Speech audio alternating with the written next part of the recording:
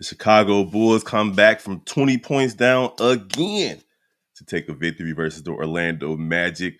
The Boston Celtics came back from 25 points down to force overtime versus the Pacers, but they had to hold that L. The number one versus number two matchup occurred again last night when the Hawks and the Wizards faced off. The number one draft pick and the number two draft pick, that is. And the Portland Trail Blazers stunned the Clippers in LA. Ugh. Also, Victor Wembanyama is looking like just a guy so far to start the season. We're going to talk about all of that and more on NBAM Central with your boy Big Bro. Of course, gotta hit an intro. Thank you for tuning in to the number one place for your basketball fix, NBA Central, hosted by the Cognac Boys.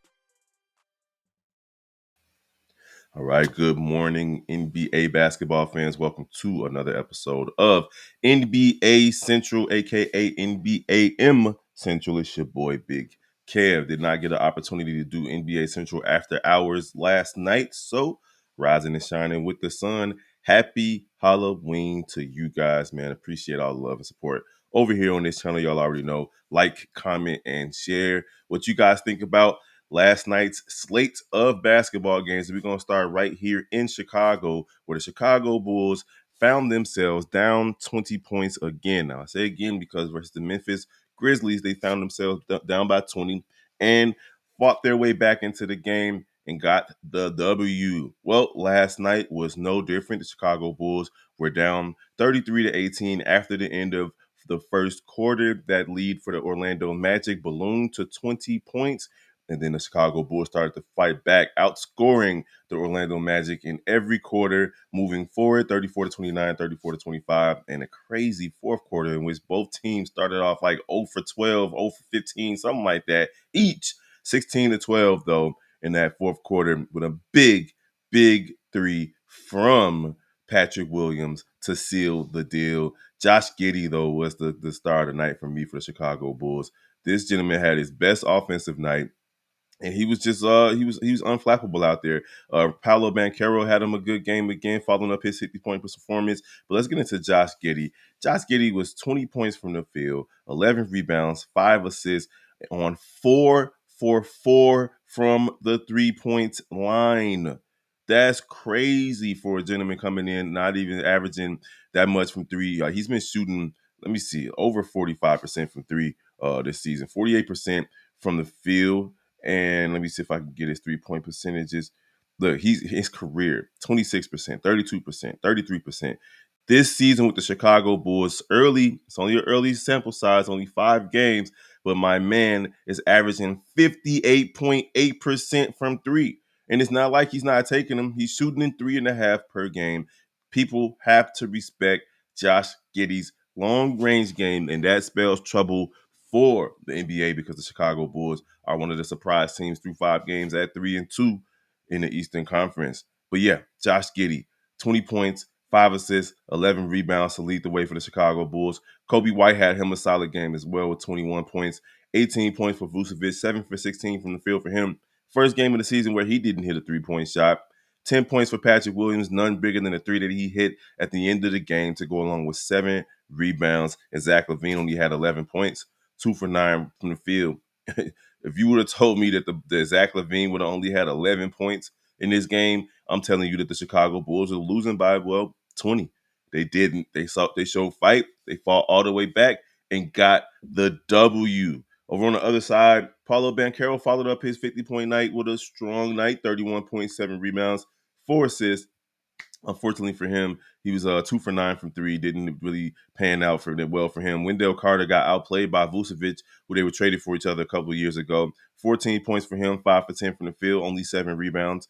Jalen Suggs, that man was all over the place as usual. I think he had 4 steals, 2 blocks. He's definitely going to be all defense again if he keeps that up. 17 points for him as well. The loss. So y'all let us know down below how y'all feel about the Chicago Bulls early in the season. They're playing a lot better than they've been playing over the last couple of seasons. They're shooting the 3 much better than they've been shooting over the last last couple of seasons. Last night they hit a 13 threes.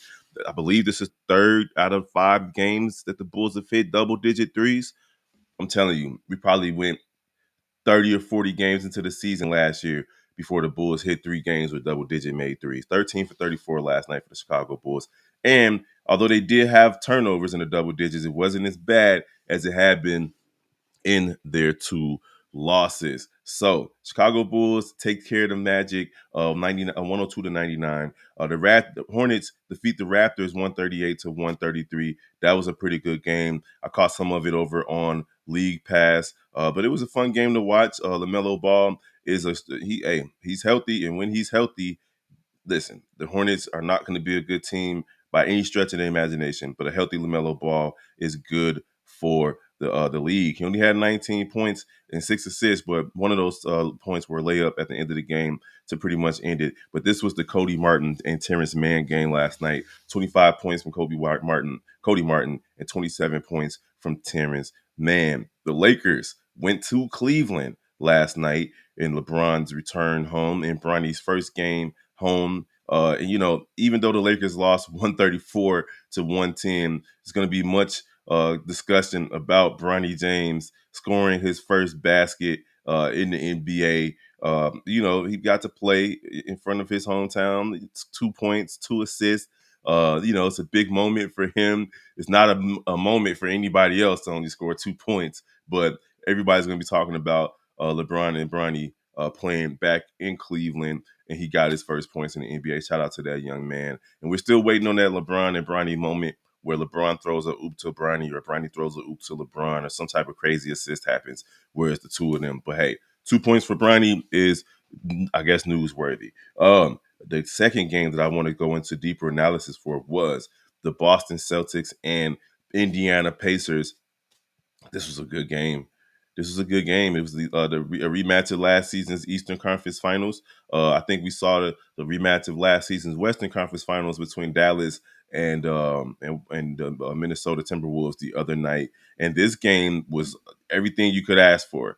Jason Tatum with 37 points with a big three to force overtime in regulation. You had Derek White with 23, Jaylen Brown with 25. That's your de facto big three because Drew Holiday isn't going to really score that much. But on the other side, you had Pascal Siakam with a huge 29 points with a big three over Derek White in overtime. That was it was the game winner. The Boston Celtics had a chance to tie it and force double overtime, but Jaylen Brown was 1 for 9 for three, and that eighth miss was a bad three that he took to try to force double overtime. I'm not sure why Jason Tatum wasn't the one taking a shot there. Tyrese Halliburton didn't shoot well, but he did have 17 points and 12 assists. Obi Toppin off the bench with 18, but Ben Mathurin with 30 points off the bench. Solid effort from him to help the Indiana Pacers improve to 2-3. Now, the Indiana Pacers were one of those surprise teams last year. Now, we know they didn't play defense. They do have the offensive chops in this league, but they don't play defense. And so far, it's been the same way this season. They came close to losing last night, but they got the 135 to 132 victory over the defending champion Boston Celtics. And it just makes me have questions about the Celtics. You got Jason Tatum, 37 points, 5 for 18 from 3, 10 for 25 from the field. But these guys shot another 63s, 19 for 57 from 3. And listen, we know how it went in the first game where they came close to breaking the record for three-pointers made, and then they started spamming threes, couldn't make any more threes. And last night's game, 19 for 57. I just feel as though if you take 10 less threes and attempt 10 more shots at the rim, you win that game. You win that game. But hey, it's been working for them so far. They were handed their first loss of the season. But again, it's going to be about if they can take and make threes. Again, it's going to be part of the narrative for the Boston Celtics as it's been for the last couple of seasons since Joe Mazzulla's been the coach. If it ain't broke, don't fix it. It didn't cause them to lose the championship last season. So I guess that is what it is. But I do think it played a role in them losing last night. Out of 25 field goal attempts, Jason Tatum took 18 threes. That's not a winning formula for me. Me and the guys were talking about how viewership is down in the NBA, and I believe this is part of it. The fact that teams are just trying to use analytics, the analytics of hitting 23s, whether you take 50 or 60 of them, hitting 20 of them is more important than playing, a free-flowing style of basketball. But we'll see how that goes for the Celtics. Right now, they're 4-1, so I don't think they really care what the fans think about how many threes they are taking. The Pistons and the Sixers. The Pistons defeat the Sixers 105-95. Number one versus number two matchup in the draft last night. This is a back-to-back situation where Alex Sarr and Zach Rissecher went at it, and Rissecher had 17 points and 6 rebounds in a loss against the Washington Wizards. Trae Young, 35 points, 12 for 28 from the field, 15 assists in a loss. We talked about it over here how it's probably empty calories, the stats that your boy Trae Young put up. And Alex Sarr, the other rookie, number 2 overall draft, put up 11 points on 2 for 5, 3 for 9 from the field, 2 for 5 from 3. So far this season, he's taken more 3-point attempts than 2-point attempts. At 7 feet, I think he got to do something better than that. He also had 4 blocks and 2 assists, so we know that defensively he's up to snuff, but he does have some work to do otherwise. And then the other rookie that was in the draft that's on Washington, Carlton Carrington, he also had a solid game. 16 points for him in the starting lineup to go along with 6 assists and 6 rebounds. Washington improves to 2-2. Hey, that's a big win for them.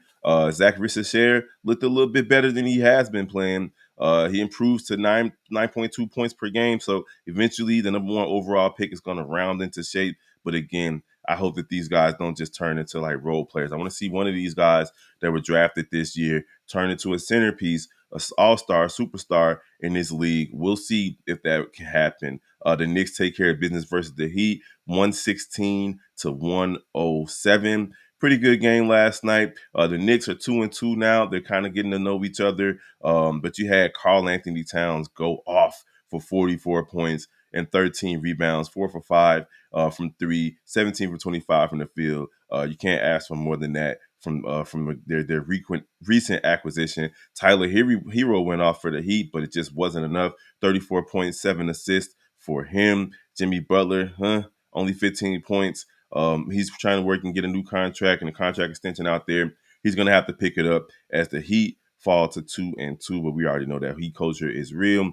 They'll find a way to be relevant in the NBA for most of the season. The Brooklyn Nets, take care of business versus the Grizzlies. The Nets are a surprise team. They're 2-3. They're playing much better than I expected them to play. They've lost pretty much everybody. Cam Thomas is their go-to guy out there, and last night he had 19 points, but it was Dennis Schroeder, and I think Dennis Schroeder was a sneaky pickup for them. He is a stabilizing force on that offense.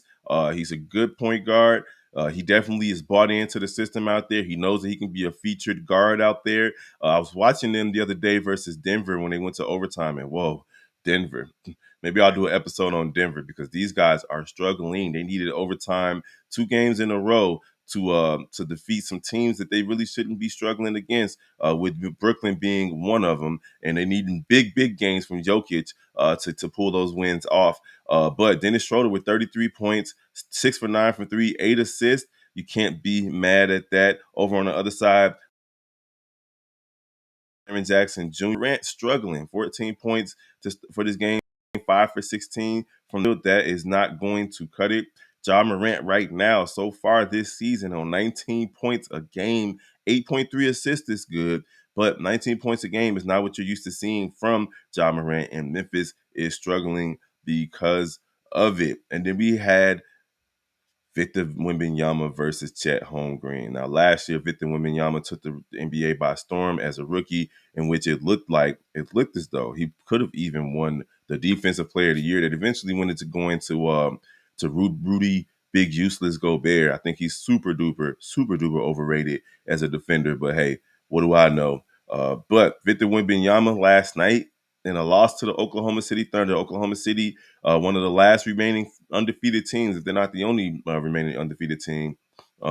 Listen, you just 6 points on 1 for 5 from the field, 8 rebounds, 6 points from Victor Wembanyama. He did have 3 blocks, but just 6 points in 27 minutes.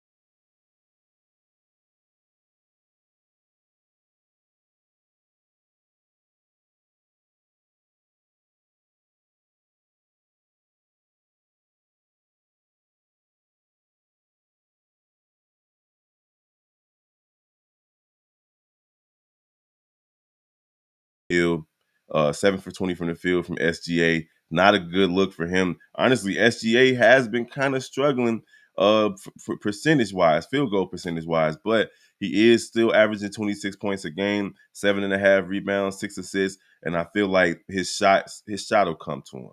But last night, not a good game. And Oklahoma City's been winning ugly. They've been winning ugly. They beat the Bulls, and when they haven't been shooting well, they beat San Antonio last night, and they haven't been shooting well. But again, I think my connection went out, so it's back now.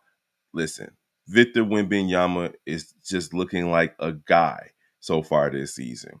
16.5 points, 11 rebounds, and 2.3 assists for this guy. He is averaging how many blocks? He's going to get his blocks. So he's averaging 2.8 blocks so far this season. But that's 6 points versus somebody who's basically your rival in Chet Holmgren. Chet Holmgren was 7 for 10 from the field, 3 for 3 from three, 19 points, 5 rebounds for him, and he had two. So far, he's been outplaying the rookie of the year, the number 1 overall pick from last season. He's averaging 22 points and 11 rebounds. I mean, if you listen, I know that you're not going to dominate every game, Victor Wembanyama, but if you're going against somebody like Chet Holmgren, like you didn't see, when Shaq and Pete and Patrick Ewing and Shaq and Hakeem Olajuwon and Hakeem Olajuwon and Alonzo Mourning and so on and so forth. When these guys, or even Nikola Jokic and Joel Embiid, if we want to come to modern NBA terms, these guys decided to go at each other. There was no way you're going to see Joel Embiid when they do play each other because he's always hurt. But when him and Jokic go at it, they go at it. They're going to score 20, 30, 40, 50 points trying to point about who's the better big man. Victor Wembanyama, ew. 1 for 5 from the field? 5 shots? That's insane. Absolutely insane. I got to see more. And then we saw people putting him as high as, almost top 10 and as low as, mid 20s, 30s, whatever Shaq had him at. But right now, I'm not impressed with what Victor Wembanyama has been doing for so far this season. All right. Pelicans and Warriors win that. Warriors have and Buddy Hield. This is a back-to-back in which the Warriors took both games. Zion Williamson came down to earth, 12 points, 5-20 from the field. Brandon Ingram, 14 points, 5 for 11. I'm not sure what's going on with C.J. McCollum. He didn't look good in game 1 in this series. He didn't play last night, a right abductor injury. 0 points from Daniel Tice is crazy. But over on the other side, Steph Curry hasn't even been playing in the group, and Golden State are still winning games. They're 4-1 right now. Draymond Green didn't have a triple single. He did have 14 points, 6 assists.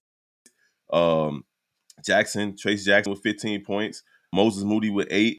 13 points for what how you say I'm just gonna call them pods. Kaminga off the bench with 16. Kyle Anderson with 10 points off the bench. But then the Buddy Hield again, 21 points, 4 for 12 from 3. This guy has been a godsend for the Golden State Warriors, who are still trying to figure out how to win basketball games without their second splash brother and Klay Thompson. And he's been doing a phenomenal job, at least from a scoring perspective. 21 points a game off the bench. Now, he did get the start yesterday. He didn't start last night, but the day before against New Orleans, he did get the start. And listen, so far, this guy is averaging on 24 minutes, mind you, 24 minutes and only one game started. My man's, what points at? I know he's hitting 5 threes a game. That's crazy. 5 threes made a game off the bench. This man is killing. He's killing. Oh, he's averaging 21 points a game on 5 made threes off the bench. So he's definitely squarely in the sixth man of the year conversation, even though it's only 5 games into the season. I get it. But if he keeps playing the way he's playing, he's going to win the sixth man of the year. It's crazy. I've been telling people for the last couple of years that Buddy Hield is the one that's making more threes than Curry. He's the only person that can catch Curry right now. If he plays another 10 years or so, he might even catch Curry. But I know people don't want to hear that. But that's the reality. He shoots and makes a lot of threes. And he's been doing it since he stepped foot on an NBA floor. He was really good in college at doing it as well. The last game of the night, the LA Clippers fall to the Portland Trailblazers. The Portland Trailblazers, 105-106, in a game in which, for whatever reason, James Harden had a crazy boneheaded turnover that sealed the deal. This game was really about Anthony Simons, 25 points last night. He willed his team to a win. They had to come back from a slight deficit in the fourth quarter to get that win. Norman Powell, man, I really wish my Chicago Bulls would trade for him. 30 points, 5 for 10 from three, 5 rebounds, 2 assists. He's just a great basketball player. 19 points, 10 assists for James Harden, but he did have 5 turnovers, and one of those turnovers cost them the game. Now, listen, I know the Clippers lost Paul George. Kawhi Leonard is not playing, but I'm not going to front. I'm impressed with how they started the season. They lost their home opener. They followed that up with 2 big wins, one of them versus the Golden State Warriors, and I forget who they beat the other game. But then they lose to a Trailblazers team that isn't expected to be good. I know it's the early part of the season, so some of these teams are going to get wins they're not supposed to get. But at home versus the Trailblazers, Clippers, you're supposed to win this game. You're supposed to win this game. You don't lose to a team that has DeAndre Ayton as one of their featured go-to guys. He had 15 and 12. But I have been impressed with Zubac, with the exception of last night. He only had 6 points, 12 rebounds, but he had been playing pretty well. He's averaging 18.5 and 13.5. He's leading the league in rebounds. So I don't know what happened with him last night. He didn't show up. They needed him, and they're going to need him for the duration of the season. So he's going to have to show up every single night if the Clippers want to win some games. All right, I know I've held y'all attention for way too long. If you made it to the end of this video, I appreciate you. For real, for real. Most people give up early on long videos these days. We live in the real clip, TikTok, Instagram, Facebook Reels era, which is okay. It's okay. I'll probably clip a couple of segments from here and post them up. But at the end of the day, that's your recap on NBA Central. It's your boy Big Bro. Of course, you're gonna see some more action today here on the channel. I'm not sure who's gonna pop in, but you might see another episode. And then after work tonight, I'll be back at work late. I'll try to get some spooky edition NBA Central after hours, where tonight you have the Suns versus Clippers on the late game, Spurs versus Jazz, Rockets versus Mavericks. We're going to see how serious the Rockets are, if they can go into Detroit and into Dallas and get that win. And the Bucks and Grizzlies are always also playing tonight. All right. As always, man, we appreciate y'all love and support over here on NBA Central. Like, comment, share. Let us know what y'all think about last night's slate of games. And I think Cleveland's the other undefeated team. Yeah, Cleveland and OKC are the only 2 undefeated teams in the NBA. All right, we're gonna holler at you guys next time. Peace.